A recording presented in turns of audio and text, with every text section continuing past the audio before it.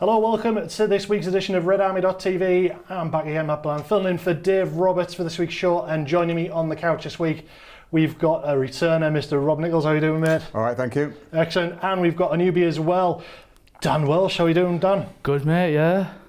I think they just picked me because I have a red shirt on, but I'm not too sure. Ah, well, it's first time for everything, mate. First time for everything. Right, let's not waste a minute. We'll do the QPR review very soon with you guys, but first let's see what the managers had to say, starting off with Ian Holloway. They moved the ball like we knew they would. They tried to pin us in, they tried to do all sorts of things. My goalie's made a belting save, and we just looked a little bit rocky and a little bit wobbly, so made a couple of changes at half time, put my closers and my pressers on because I felt they might keep dominating possession, and to be fair, I'm sat here scratching my head as how we've lost it. They could have gone 4 up, but for me that's a new QPR. That how we kept that one out shows the character that we've got. Furlong got across. I thought they gave me absolutely everything. First half was very frustrating for myself.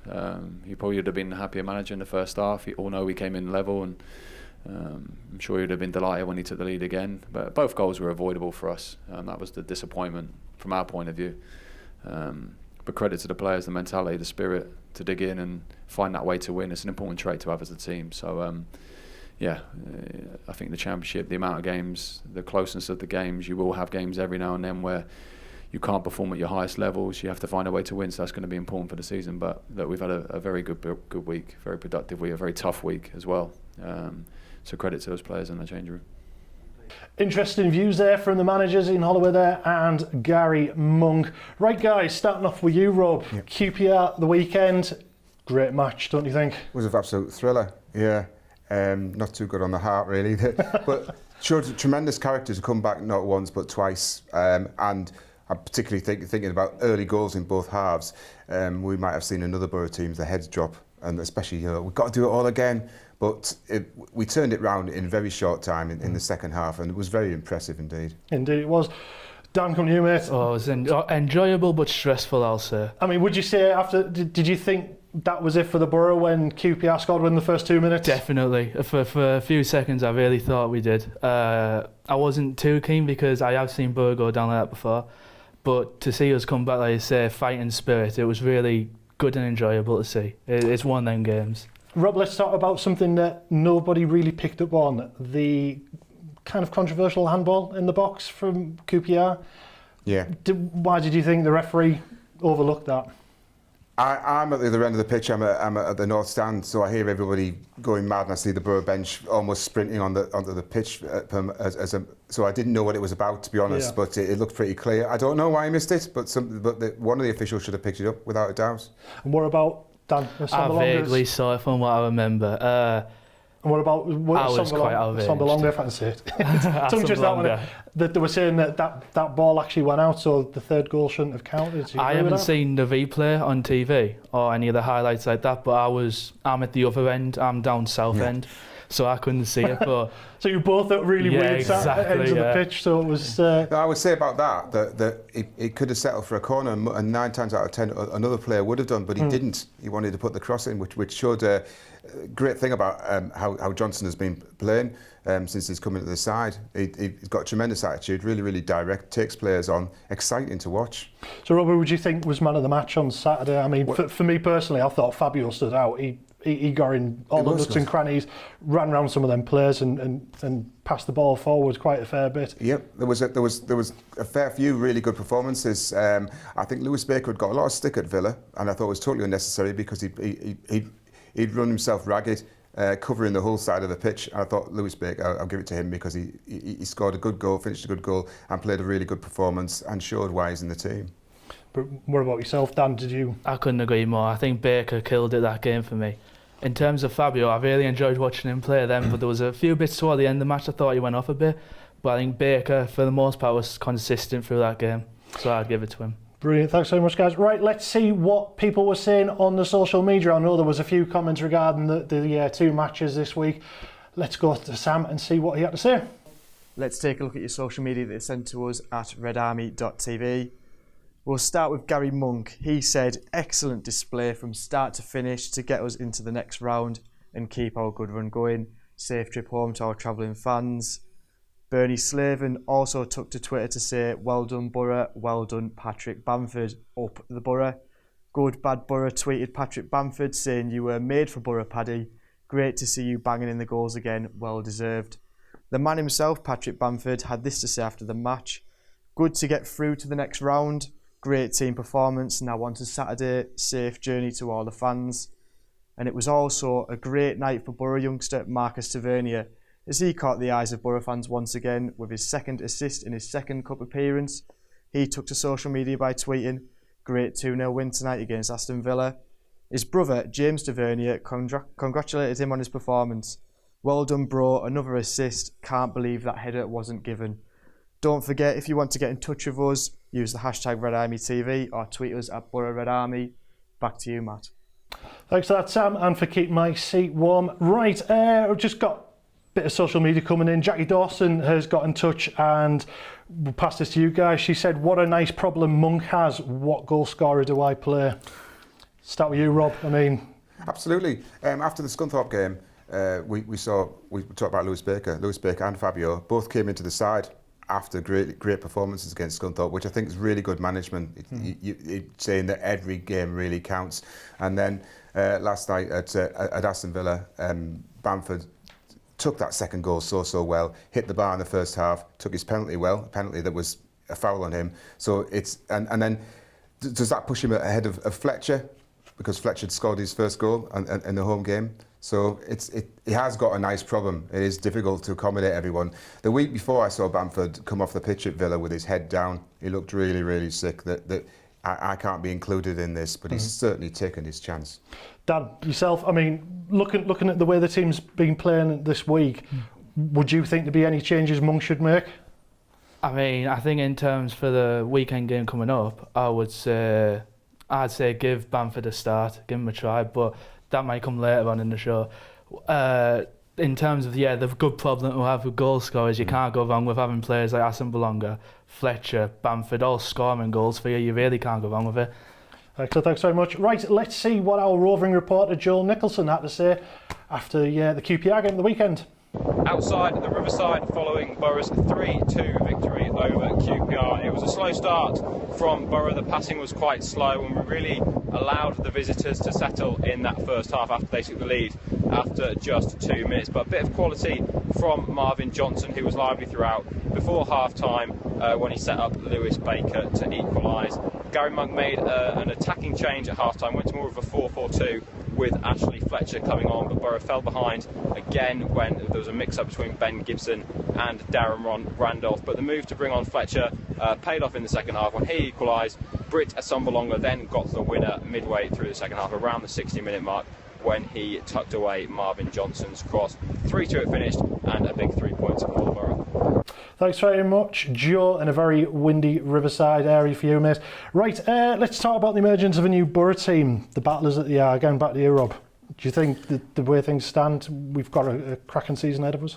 Yeah, I think obviously going back to the Bolton game, a great victory, but there's still question marks because Bolton have got transfer embargo, etc. Then then at Villa, the fact that we had 85 plus minutes playing potentially 10 against 11, that really brought us together, and it reminded me in some ways of when we played Liverpool a few seasons ago with all the penalties. It sort of melded the team together and the squad together, and I think that was shown by the way that we battled back twice against QPR. I think that we'll look back at that Villa game as being really important for this season. Dan, Britt looking like a £15 million man? I don't know if I'll say that just yet. I'm really enjoying watching him play, I won't lie. I think I need to see, and ask me again half the season's done and I'll tell you if I think he's been worth the 15 million. But as of right now, I do think he's a great player, and in terms of the whole squad, chemistry is one of the most important things you can have. And in terms of coming back from losing, coming from conceding the goal, to then go on and win, that is good chemistry, and I think that's proven that we can do well this season. Briefly back to you, Rob, do you think who stood out most for you money-wise? Who's been the well-spent player for the team? Well, Britt Assombalonga, I think, could be tremendous to get a goal scorer, and he's going to get a hat-trick soon, surely. Who was the last Boro player to score a hat-trick? Think about that. Right? Okay? I know the answer, but because I had to think about it myself last week. But the Marvin Johnson, phenomenal. It looks he sort of hit the ground running, and everyone wanted us to go for Jota, but we got him, and it looks really impressive player. Excellent. Thanks very much, guys, for your views. We'll be back after the break where we're talking about Aston Villa.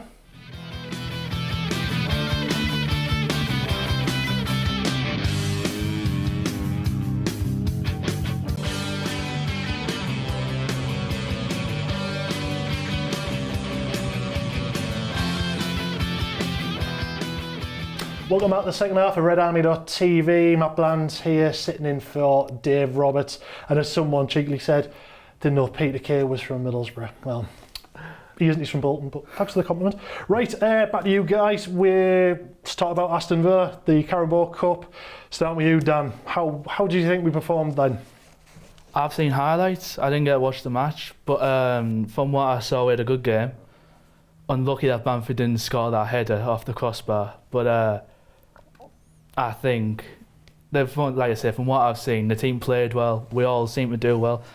The opposition didn't seem too bad either, Villa, to be fair, from what I know. But I think Bamford killed it that game as far as I know. Sorry. I mean, Rob, it could have been a different game because Aston Villa had a goal disallowed. It was a bit, and that would have made it all the difference. But it was very strange going back there the second week, and only 11,000 compared to 26,000 in the same stadium. It was really odd. We'd made a good start before that, but yeah, if we got a break with that, I don't know. I haven't seen it again if it was quite tight, but obviously they got all the breaks the week before, and we showed exactly how you play against 10 men, didn't we? Because in the end we really could have won by a much more comfortable margin, but Bamford was really impressive, and the two young lads, Wing and Tavernier, really made the mark, and everybody in that team, as we discussed earlier about Scunthorpe, looked like they were all trying to take their chance. It's impressive. I mean, going back to Bamford, do you think now, he obviously Monk played him, think he's getting back to his Boro best? I think so, yeah. I think it was the end of last season when he scored that goal. It was meaningless when he scored the goal at Riverside and absolutely celebrated like mad because he'd finally scored a goal, his own personal achievement, and you can see the confidence flooding back in him. Last night he took that second header so well, and yes, I think it is coming back to him, and he needs a chance now to play games, but will he get it? Well, that's a big question though, isn't it? I'm sure he will. I mean, the lad's digging in hard with the team, he's grafting well like the others, so fingers crossed that he starts with on Saturday maybe and proves he's been his weight in goal. Dan, I mean, better performance. In terms of Bamford, I think from what I've seen, he's had a great game, and when he was here on loan, I thought he was a great striker watching him play, and like you say, meaningless the goal last season, but to see him get that confidence back, and then he was back in training weeks before anyone else, a few weeks. Yeah, that's I mean, granted, he didn't do much for us, so he didn't have to take as much of a break off, you can say, but I think he killed it. He's done really well, and when he's at his best, he's one of my favourite Boro players to watch in this team. I mean, compare it back to the recent meeting with Villa. Do you think the game of QPR's pretty much put a rocket up the backside and totally given the enthusiasm, Rob? I think, well, it was a total change side, but I think we had a point to prove after to Villa after the game the week before. Remember, Lansbury started last night. Lansbury was sent off and he was given a reprieve. He had to go off the pitch as it happens. But I think there was a lot for Middlesbrough really were hurting. We tried to appeal, it was turned down.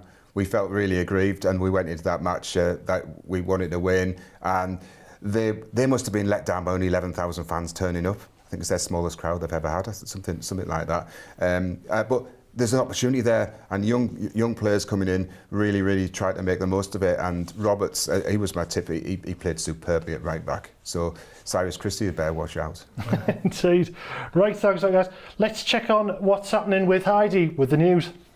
Patrick Bamford topped Tuesday night's fan score man of the match poll with a huge 87% of the votes after scoring both goals in the 2-0 win game against Aston Villa. The striker was also correctly predicted as first goal scorer with 32.2% of Boro fans believing Bamford would open the scoring at Villa Park. The new Boro Fan Score app is available to download free from the Apple Store for iOS or from Google Play for Android. Members of MFC's Club Together Inclusion Programme visited Rockcliffe Training Complex last week ahead of another year of the initiative aimed at assisting refugees to integrate into the local community. The programme, which started over a year ago, has seen 40 young men from across the world who have been relocated to Middlesbrough take part in sessions to both improve English language and footballing skills on a weekly basis at the Hurlingshaw Centre in Southbank. Redarmy TV and the FA has teamed up to give away a family pack of tickets for the England-Scotland Under-21 game at the Riverside Stadium on the 6th of October. If you are interested, simply share this post on our Facebook page, redarmy.tv, or on Twitter at Boro Redarmy. The winner will be drawn this week here at Redarmy.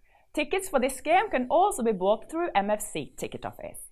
And if you have any news you want to share with us, please email news@redarmy.tv or via social media at Boro Redarmy. And back to Matt in the studio. Thanks for that, Heidi. And as Heidi mentioned in the news there, that we've joined up with the FA to bring a competition where you can win a family pack of tickets to the England-Scotland under-21 matches at the Riverside Stadium, 6th of October. You can get your tickets through mfc.co.uk. However, we do have some tickets up for grabs if you want to win them. To enter, just go to our social media and just answer the question and put your name in for what we'll have on display there. But this week's winner for a family pack of tickets goes to Graham Ashton. So well done, Graham. You are getting your family pack of tickets to go and see England v Scotland under-21s at the Riverside Stadium on the 6th of October.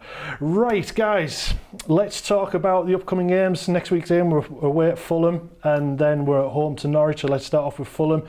Start with you, Rob. How do you think we're going to fare against them?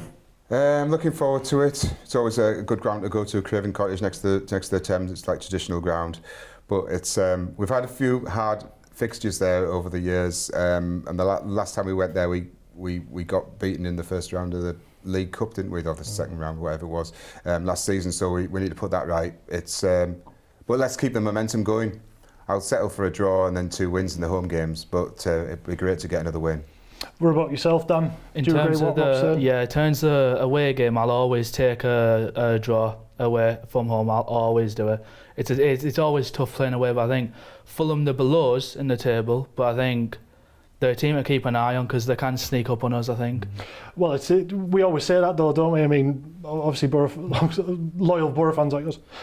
We always say that the low team, we always fight the hardest against the low teams and the top flight teams. Yeah. We don't do too bad against. I mean, would you agree with that, Rob? Yeah, but also remember Fulham were in the playoffs last season, so you might expect them to have had a reaction and start slowly and maybe build through the season. It might be around now when they start playing better, but. Yeah, I know what you mean. Playing better, you lift yourself against the top clubs. But yeah, Fulham going into this season, people would have expected them to be near the top, and it's such a long season with so many games that it might be now when they're starting to find their feet again. So Dan, let's talk about Norwich at home. We've got a great home record at the moment at the Riverside. How do you think we're going to keep that record going? I definitely hope so. I think, that'll be the match Traore can come back, isn't it? Yeah. So I think that'll be something to keep an eye on. But also, it's a little bit of revenge. I want us to beat Norwich. They did beat us in the playoff final not too long ago. So I would like to get my revenge on them a bit. But I'm looking forward to the game. And I do think we'll win, keep up this record of playing at home great. I mean, Rob, you're agreeing now with Dan? Yeah. I wonder if Johnny Howson will get a start for that game against his old club. There's so many games coming up, and it's such a big time. It's all about keeping the momentum going, isn't it? And we're building it nicely. So I'm hoping that we can keep it going against Norwich. So do you think Gary Monk has got the ideal team then to pursue against maybe the ideal squad? That's it. We've got people knocking on the door. We've been talking about Patrick Bamford. He's now got to decide who his ideal 11 are to play in the game, and we know that Traore is available again for that match. So he's got a lot of big decisions. But have we missed Traore now, since he obviously has played the last 2 games? Have we missed him? Well, Johnson seized his opportunity, hasn't he? Played superbly well. Dan, I mean, I think when we played against QPR, I thought we might have been missing Traore at the beginning of the game. I think as the game went on, we did better, but I definitely think we'll keep up this home record, you might say, so far. So do you think we've got a good chance then of maybe knocking Leeds off the top? If we can knock Leeds off, I'll love to do it. But there's only 3 points between it. Yeah, exactly. All the top teams lost, didn't they? It's really got very compressed. And so it's all to play for, and it's looking like that's going to be a big game when we clash at Elland Road coming up. Excellent. So then, guys, your predictions for the Fulham game. Let's start with you, Rob. I'll go for Fulham 1, Boro 2. Norwich. Boro 3, Norwich 1. Ooh, quite optimistic with that one. Dan, what about yourself for the Fulham match? I'll go for 1-1. Like I say, I'll take a draw any day of the week away. Norwich, I'll go for 3-1. 3-1 again. You're both quite enthusiastic regarding that. Right, guys, thank you very much. Great guests as always. Thanks, and join us again next week for another edition of Redarmy TV.